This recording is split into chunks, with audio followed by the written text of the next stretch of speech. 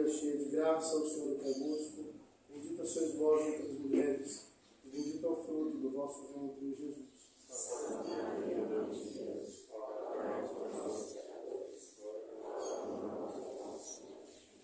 Nossa Senhora de Fátima, Santo Estanislau, podem sentar-se aí, por gentileza.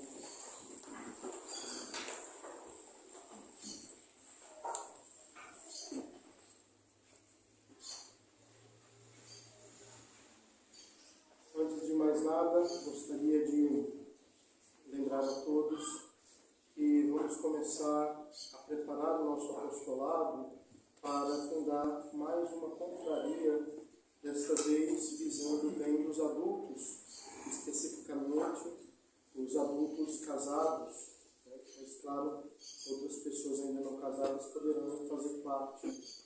Trata-se do apostolado da oração.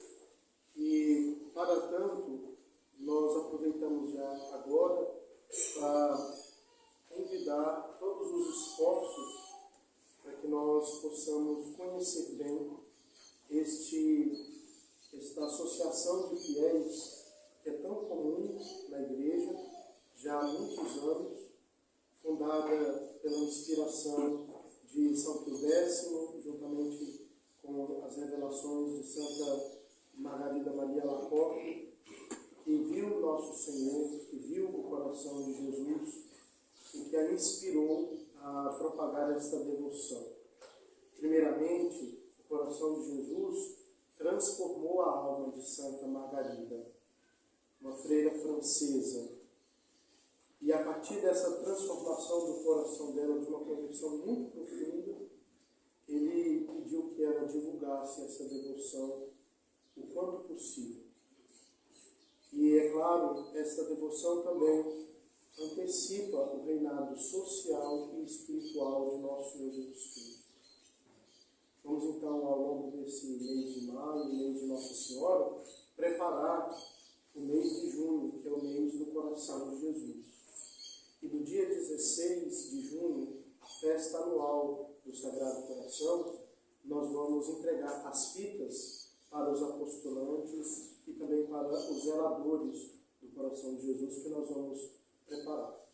Então, nós vamos convocar as pessoas para algumas conferências ao longo das semanas, geralmente vão ser depois da missa da noite, e os interessados poderão conhecer melhor esta devoção e mesmo o modo de viver no apostolado.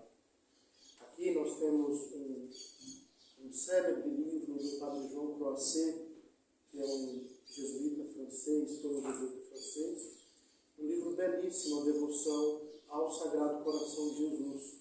Eu peço também que, independentemente de você entrar para o apostolado da oração ou não, você leia a sua meditação diária.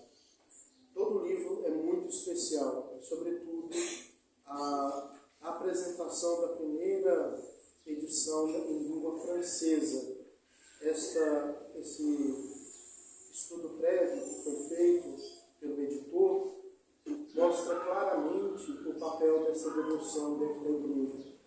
E uma das coisas muito interessantes que ele consegue provar para nós, e que nós vemos já na prática aqui no nosso apostolado, é a proximidade, apesar de nenhum desses dois santos, nem Santa Margarida, nem São Luís Mignon de Montfort terem se conhecido, mas essas duas devoções, a Santa Escravidão, a consagração total à Nossa Senhora pelo método de São Luís, e também a devoção ao coração de Jesus, estão intimamente ligadas.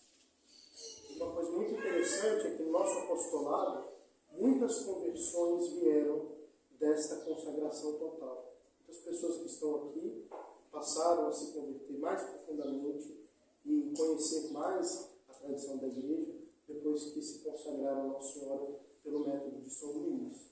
Então, são duas forças que já estão aqui no nosso apostolado por uma obra da providência. A outra força, claro, também é a devoção ao coração de Jesus, principalmente com a comunhão mensal da primeira sexta-feira.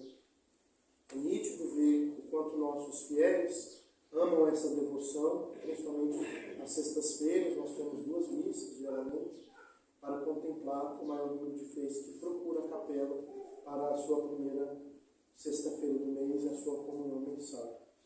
Então nós vamos aproveitar, muitas famílias já foram contempladas com a entronização dos Sagrados Corações, aproveitar que essa devoção ela fortalece as famílias e completar assim também um outro raciocínio que eu tenho implementado aqui no nosso apostolado.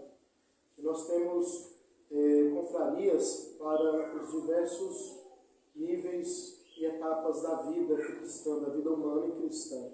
Então nós temos, a primeira foi a reunião das Filhas de Maria, que nós fundamos para proteger e atender as senhoritas, donzelas do apostolado, tanto na modéstia quanto na pureza, na devoção a Nossa Senhora. Depois os congregados marianos para os senhores homens e jovens senhores.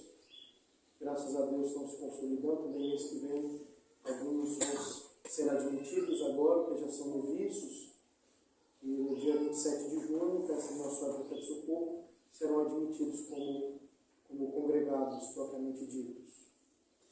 E, por último, nós quisemos contemplar as crianças com uma pequena confraria também da Cruzada Eucarística, que se reúne todos os domingos às 9 horas. Então, agora nos falta as famílias, né? Os casais. E naquele dia 16 nós vamos entronizar aqui o pavilhão, também junto com as bandeiras, né? A bandeira do apostolado da oração, a bandeira vermelha com branco, e vamos entregar as fitas, como eu já disse. Então peço que espiritualmente todos nos acompanhem, rezando, pedindo a Deus para fortalecer assim esta confraria.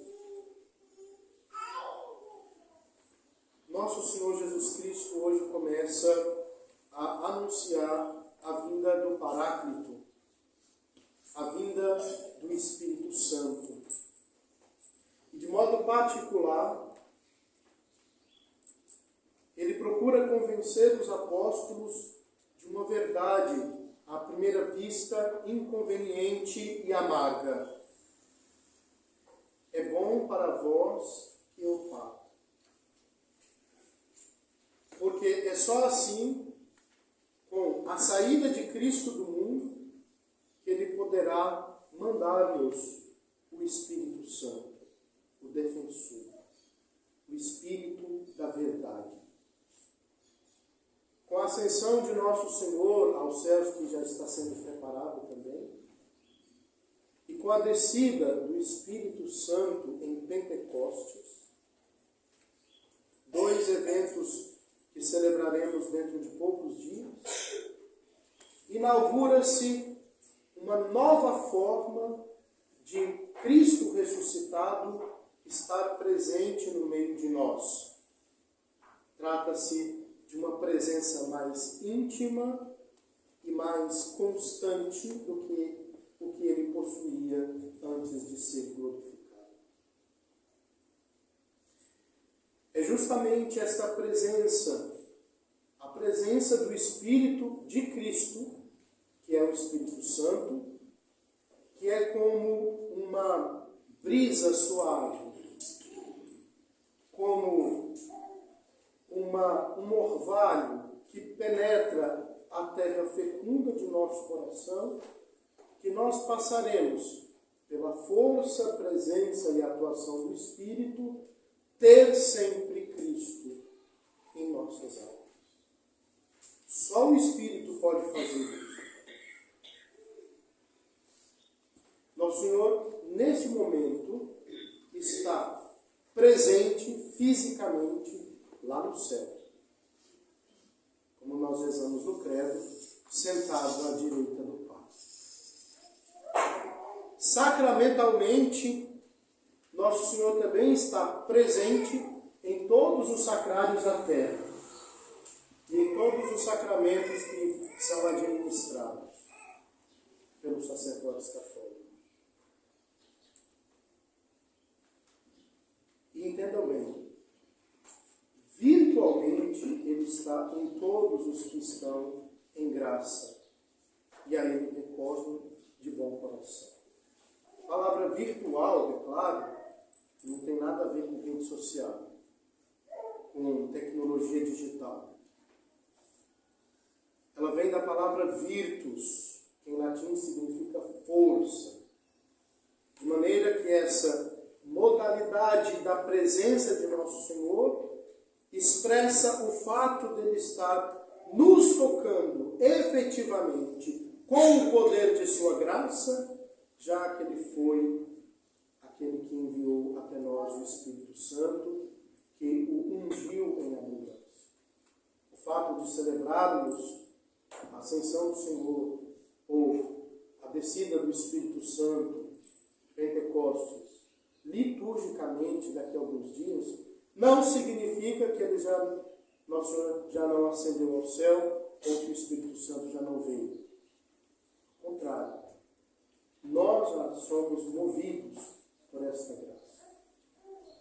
Infelizmente, quando o pecado entra em nossa alma, torna-se um obstáculo para isso. Mas é a nossa luta diária, e nós não podemos esmorecer. Dele, da pessoa de Cristo, como cabeça deste corpo místico ao qual nós estamos enxertados como membros, escorre por todos os membros da igreja o óleo espiritual, a unção divina, que não é mais do que o amor, a caridade que o Pai consagra ao seu bem-amado. Tocados desta forma, pelo mesmo Espírito de Cristo, aproveitemos a graça de que fomos cumulados, fugindo do pecado e levando uma vida santa, cimentada numa fé firme na divindade de nosso Senhor. Porque nós precisamos do Espírito para crer no Filho de Deus. É esta verdade que nosso Senhor nos diz. E como aborda em seu belíssimo sermão o Padre Antônio Vieira, o grande jesuíta português, quando nosso Senhor anunciou a sua partida, naquele sermão que nós acabamos de ouvir, do Evangelho, os apóstolos ficaram tristes, profundamente tristes, como quando um amigo se despede do outro anunciando o dia da sua vida. Como quando um amigo tem que se distanciar um do outro sem saber quando vamos se ver novamente. Mas imediatamente nosso Senhor corrige aquela tristeza, chamando a atenção mais uma vez dos apóstolos. Por que quando eu disse que eu vou partir, vós não perguntastes para onde eu vou? Vocês preferiram ficar tristes.